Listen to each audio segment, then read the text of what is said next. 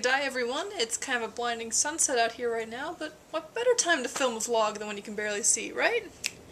Yeah.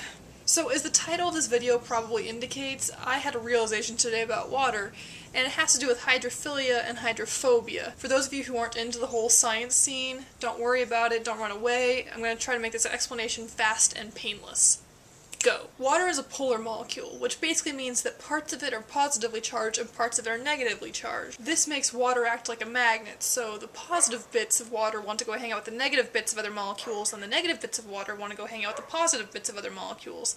These other molecules could either be more water or anything else. When a molecule has polarity, aka positive and negative parts, it's called hydrophilic or water-loving because it's attracted to water. So, in general, hydrophilic substances dissolve in water because water uses its charged parts to pull apart the charged parts of the substance in question.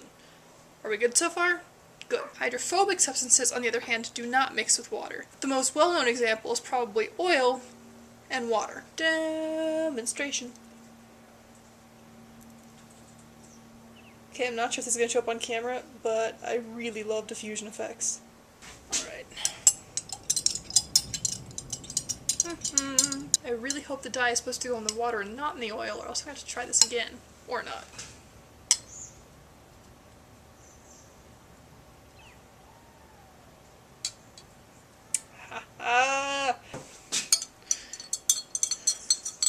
You can stir it and it'll kind of beat up a little bit, but it'll eventually sort itself back out into the green and yellow of the oil and the water. So hydrophobic molecules, like those of oil, are typically non-polar, meaning they have zero or close to zero charge. But why does this mean that they don't mix with water? The name hydrophobic, which means water-fearing, implies that the molecules are repelled by water somehow. But that's not true. They're neutral. It's like saying a rock, which is neutral, repels a magnet, which is basically polar. It doesn't work that way.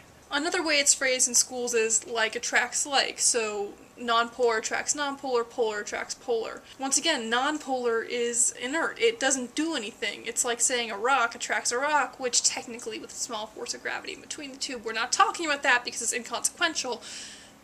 Neutral things don't just magically come together. The only logical explanation is sort of the reverse. It's not that the hydrophobic or hydrophilic substances choose to interact in a certain way with water, it's more like the water decides how it's going to interact with them.